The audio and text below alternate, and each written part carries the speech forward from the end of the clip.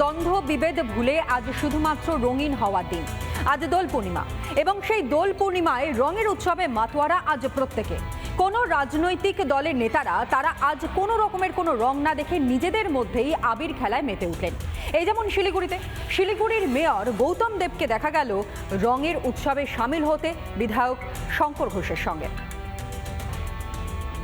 দ্বন্দ্ব বিভেদ রাজনীতির রং সারা বছর, আজ হোলি। শিলিগুড়ির মেয়র অন্যদিকে শিলিগুড়ির বিধায়ক, দুজন দুটো আলাদা দল করেন, সারা বছর একে অপরের খুঁত ধরতে ব্যস্ত থাকেন। কিন্তু আজ হোলির দিন সমস্ত রাজনীতির রংকে দূরে সরিয়ে আবির খেলাতে মেতে উঠলেন দুজনই। মেয়র গৌতম দেব বলছেন শঙ্কর ঘোষের সাথে রং খেলে তার ভালোই লাগছে। রাজনীতির রংটা সেখানে না লাগাই ভালো। অতীতে বহুবার এসেছি, ইলেকশনের আগে এসেছি, অসুবিধা এসছে, দেখা হয়েছে, এবার শঙ্কর এলো। এবার আমি আগে কোনদিন দেখা হয়নি ওর সাথে, দেখা হলো, কথা বললাম। ভালো থাকুক শিলিগুড়ি, আনন্দে থাকুক। অন্যদিকে শঙ্কর ঘোষ বলছেন শিলিগুড়ির সৌজন্য বরাবরই এমন, সারা বছর এক একজন অন্যান্য রাজনৈতিক দল করলেও উৎসবের দিনগুলিতে রাজনীতি ভুলে একসাথে উৎসব পালন করাটা শিলিগুড়ির বরাবরের নীতি। দেখুন, আমি তো বিশ্বাস করি আমাদের আগেও যারা শিলিগুড়িতে রাজনীতি করেছেন তারা এই ভাবনায় বিশ্বাসী। আমি ব্যক্তিগতভাবে বিশ্বাসী, আমি আশা রাখি মেয়র সাহেবও বিশ্বাসী। মনের মধ্যে এমন যেন তীব্র বিভেদ তৈরি না হয় যেটা সমাজে ছাপ ফেলে। আমার পক্ষ থেকে নগরবাসী, শিলিগুড়ি শহরের, উত্তরবঙ্গের এবং পশ্চিমবঙ্গের মানুষেরকে অনেক অনেক দোলের শুভেচ্ছা। সেই রীতিকে আরেক ধাপ এগিয়ে নিয়ে গেলেন শিলিগুড়ির মেয়র এবং শিলিগুড়ির বিধায়ক। শিলিগুড়ি থেকে রণজিৎ বোস, রিপাবলিক বাংলা। দোলের উৎসবে আজ মেতে উঠেছেন সকলে।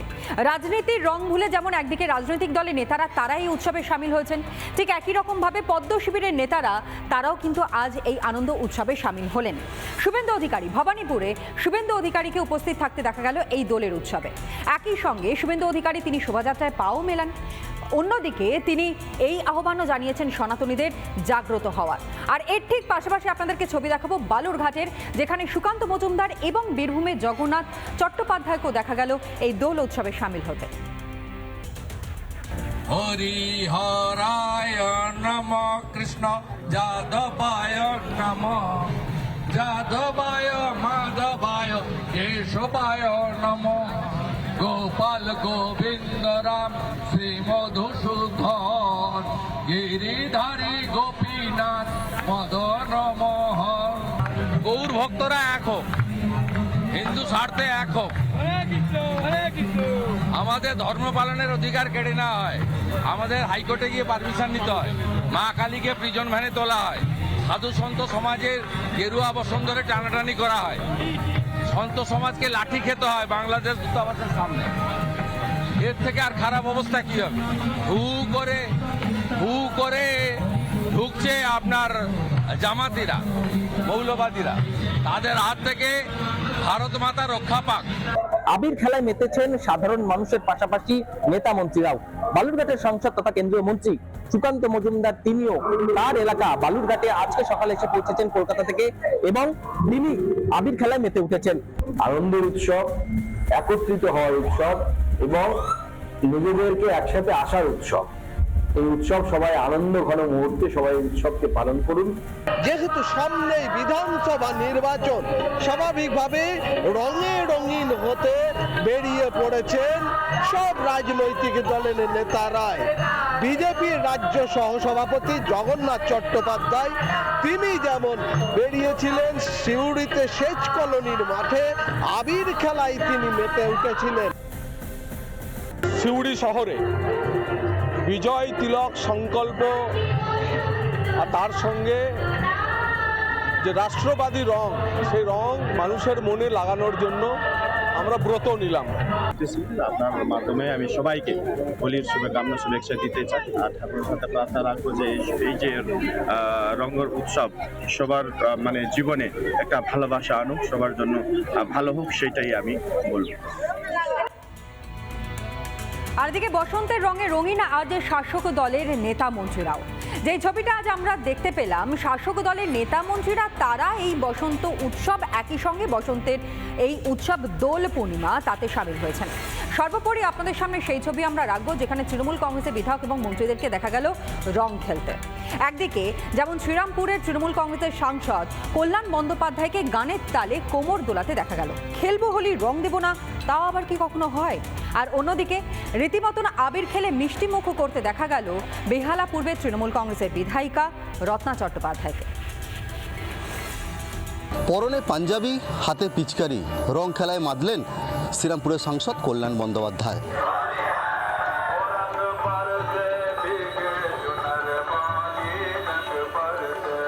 পিচকারি দিয়ে কিন্তু সাধারণ মানুষের উদ্দেশ্যে তিনি রং খেললেন।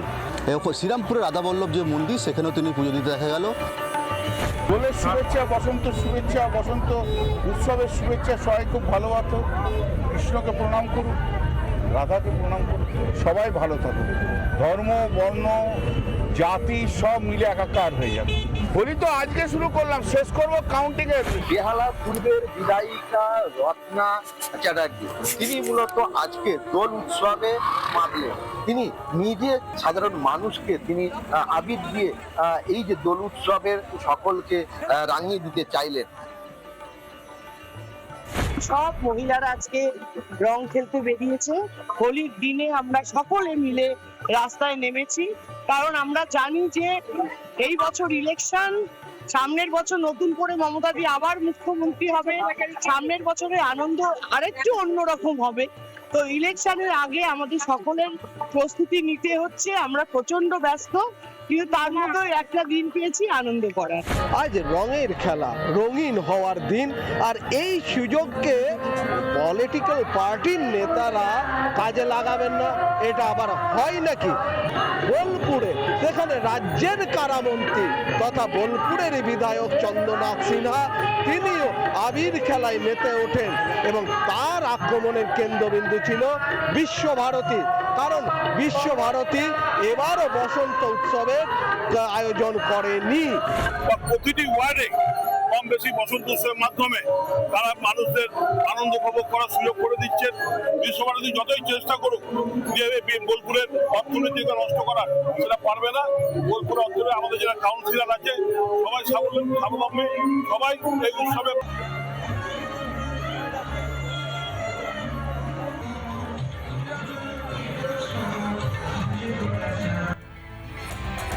আর এদিকে দোল পূর্ণিমাতে চন্দ্রগ্রহণ, 540 বছর পর এক বিরল ঘটনার সাক্ষী গোটা বিশ্ব। 540 বছর পর ঘটা আরও একটা ঘটনা, মহাজাগতিক ঘটনা বললেও নেহাতি কম হবে না। আর অন্যদিকে আজ দোল পূর্ণিমা উপলক্ষে যেমন একদিকে মায়াপুর ইস্কন, অন্যদিকে কলকাতা ইস্কনও বিশেষ পূজার্চনা অর্থাৎ গৌর পূর্ণিমা মহোৎসবের আয়োজন করা হয়। মহাপ্রভুর জন্মতিথি উপলক্ষে বিশেষ শৃঙ্গার এবং ভোগের বন্দোবস্ত যেমন ছিল, ঠিক একই রকমভাবে কলকাতা ইস্কনে দেখা গেল আবির খেলায় মেতে উঠতে সকলকে। 1486 খ্রিস্টাব্দে আজ দোল পূর্ণিমার দিনে আবির্ভাব হয়েছিল শ্রী চৈতন্য মহাপ্রভু এবং নদিয়ার নবদ্বীপে শ্রী জগন্নাথ মিশ্র শচীদেবীর গৃহে তার আগমন। কৃষ্ণের অবতার তিনি এবং যে কারণে চারিদিকে হরিনাম সংকীর্তন বেজে উঠেছিল, কথিত আছে এমনই। এই মুহূর্তে আমি রয়েছি নবদ্বীপ ধামে, ঠিক তার বাড়িতে। এই যে এই নিম গাছ, এই নিম গাছের তলাতেই তিনি জন্ম নিয়েছিলেন। শচীদেবী তার এর আগে সন্তানরা দীর্ঘজীবী হননি, যে কারণে তার মঙ্গলের কারণেই কিন্তু এই নিম গাছের নিচে তিনি সন্তান প্রসব করেছিলেন এবং জন্ম হয়েছিল শ্রী চৈতন্য মহাপ্রভুর। মায়াপুরে 34 দিন ব্যাপী এই উৎসব পালন করা হচ্ছে এবং আন্তর্জাতিক মানের বিভিন্ন অনুষ্ঠান চলছে। আজ সারা বিশ্বের মানুষের কাছে একটি শুভ দিন, কারণ এই দিনেই শ্রী চৈতন্য মহাপ্রভু আবির্ভূত হয়েছিলেন। তার আবির্ভাব মুহূর্তটি যেটি সন্ধ্যাবেলায়, সেই শুভ দিনেই আমরা তার কাছে পুষ্পাঞ্জলি প্রদান করব। সেখানে মহা অভিষেক হবে এবং পুষ্পাঞ্জলি প্রদান করা হবে। ইস্কন মন্দিরে, কলকাতার ইস্কন মন্দিরে আজকে দোল যাত্রা উপলক্ষে প্রত্যেকে একেবারে মেতে উঠেছেন। আমরা এই মুহূর্তে সেই ছবি দেখানোর চেষ্টা করছি। ইস্কন ভক্তরা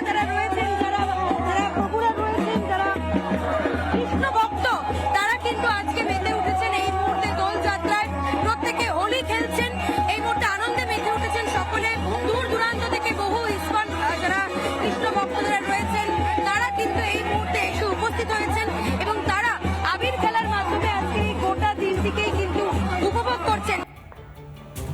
সামনেই তো এই রাজ্যে বিধানসভা নির্বাচন, কিন্তু সেই বিধানসভা নির্বাচনের মাত্র কয়েকটা মাস আগেই নতুন একটি রাজনৈতিক দল আত্মপ্রকাশ করে, নাম জনতা উন্নয়ন পার্টি। এবং এই জনতা উন্নয়ন পার্টির প্রধানই হচ্ছেন হুমায়ুন কবির। সর্বোপরি আপনাদেরকে জানিয়ে রাখি যে নির্বাচন কমিশনের পক্ষ থেকে স্পষ্টত জানানো হয়েছে যে ইউপি নামে অন্য একটি দলের রেজিস্ট্রেশন অলরেডি রয়েছে।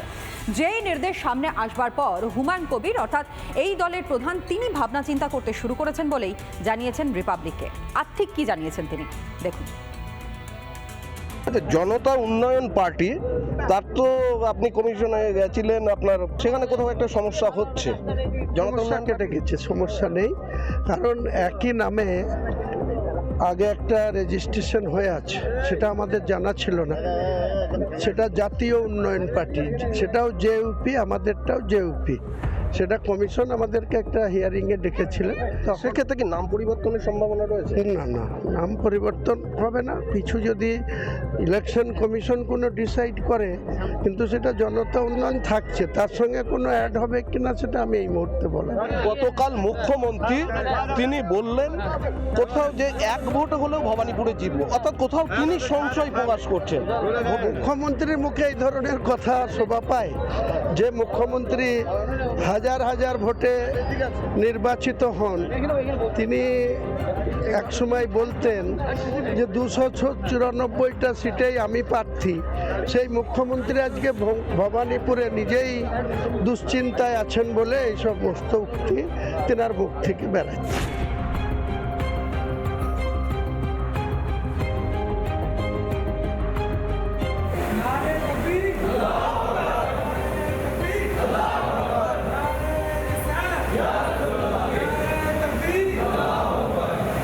হুমায়ুন কবির ছিলেন বীরভূমে, তিনি এসেছিলেন পাথরচাপড়িয়ায় দাদা বাবার মাজারে তিনি চাদর চড়িয়েছেন।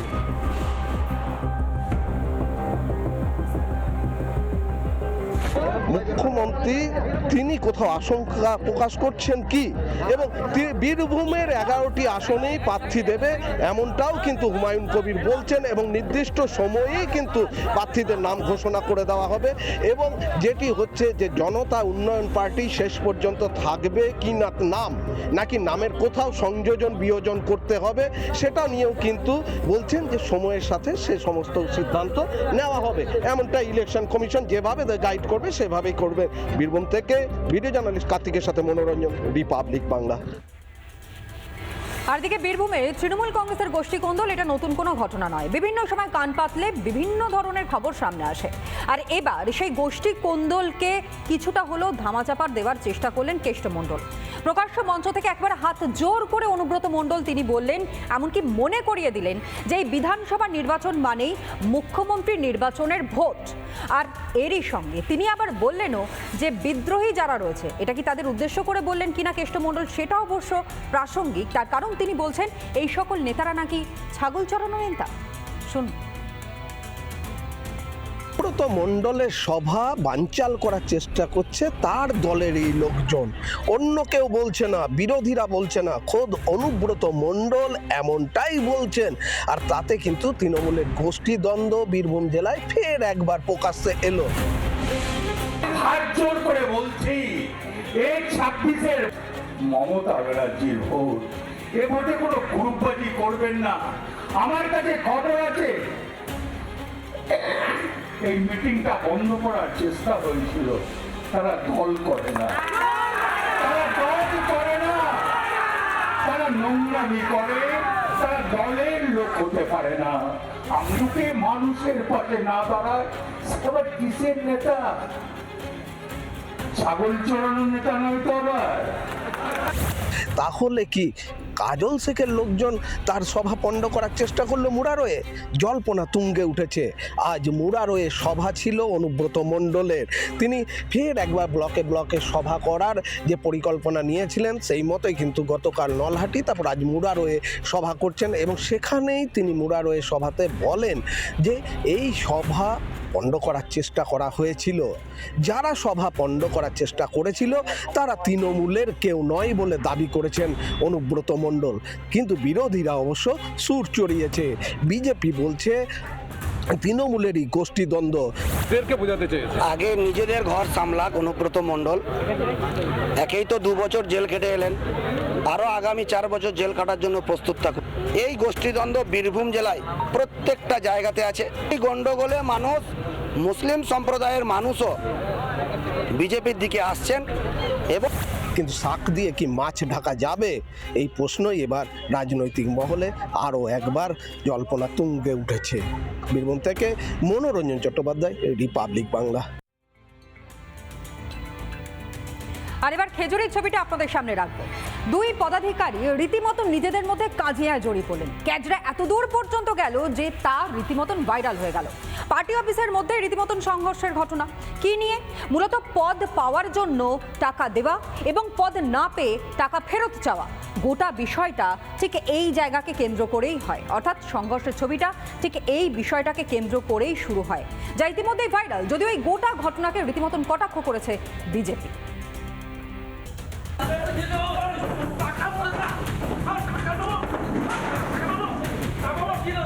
26 বিধানসভা ভোট যত এগিয়ে আসছে ততই কিন্তু শাসকের কুন্দল প্রকাশ্যে উঠে আসছে। দুলাল পাত্র তিনি মারধর করেছেন, পঞ্চায়েত সমিতির যিনি সভাপতি রয়েছেন নন্দন দাসকে তিনি মারধর করেছেন বলে এমনটাই যে ভিডিও ভাইরাল হয়েছে।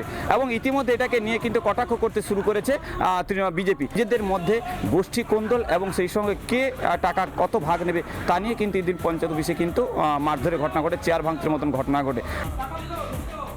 এদের দলের সিনিয়র নেতার হাতে জুনিয়ররা সুরক্ষিত নয়। এখন কতটা ভাগ কার পাশে থাকবে, পিসির পাশে কতটা থাকবে, ভাইপোর পাশে কতটা থাকবে, টাকার ভাগ ভাটারা কিভাবে যাবে, এটা নিয়েই তাদের মধ্যে মারামারি আমরা লক্ষ্য করলাম। এগুলো মিথ্যা বলে, এগুলো ইস্যু হলো একটা রাস্তা কাজে নিয়ে সমস্যা হয়েছে।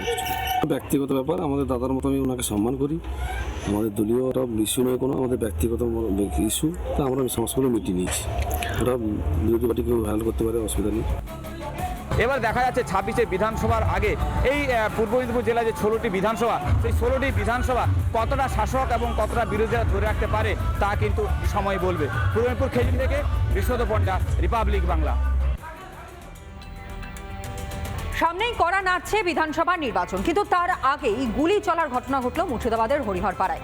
ছিনতাইয়ে বাধা দেওয়াতে স্বর্ণ ব্যবসায়ীকে লক্ষ্য করে গুলি চালায় দুষ্কৃতীরা। 3 রাউন্ড গুলি চলে। গুলিবিদ্ধ অবস্থায় ওই স্বর্ণ ব্যবসায়ীকে উদ্ধার করে নিয়ে যাওয়া হয় মুর্শিদাবাদ মেডিকেল কলেজ হাসপাতালে, কিন্তু এখনো পর্যন্ত দুষ্কৃতীরা অধরা।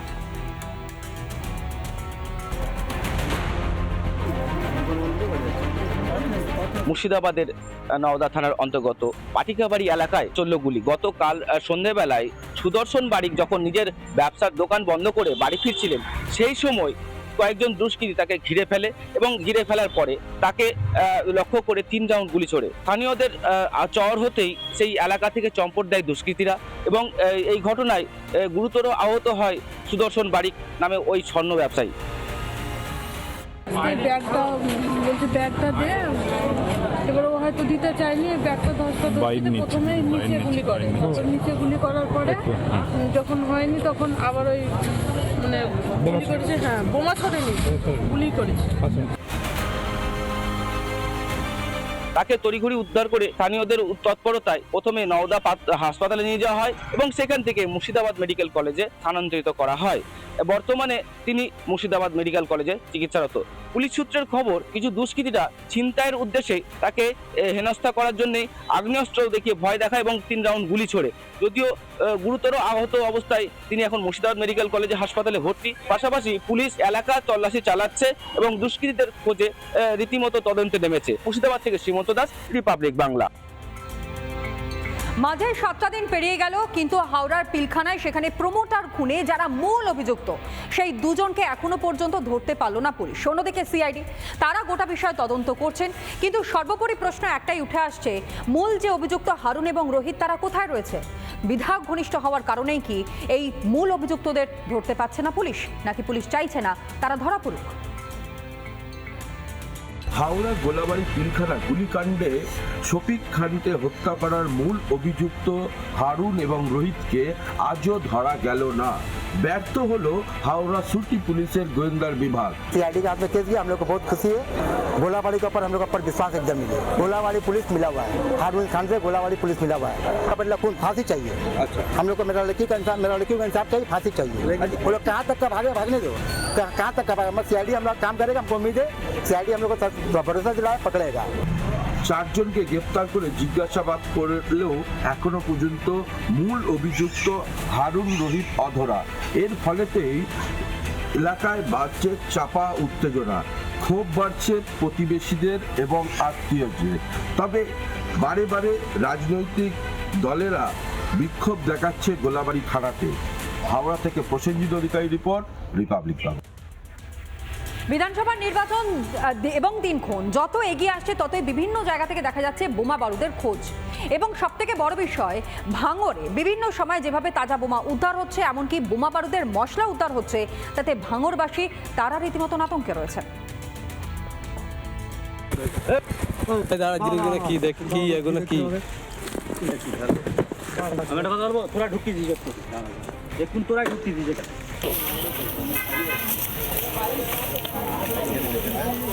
দু 2026 বিধানসভা নির্বাচন আসতে না আসতেই দফায় দফায় উদ্ধার হচ্ছে বোমা, বারুদ, আগ্নেয়াস্ত্র।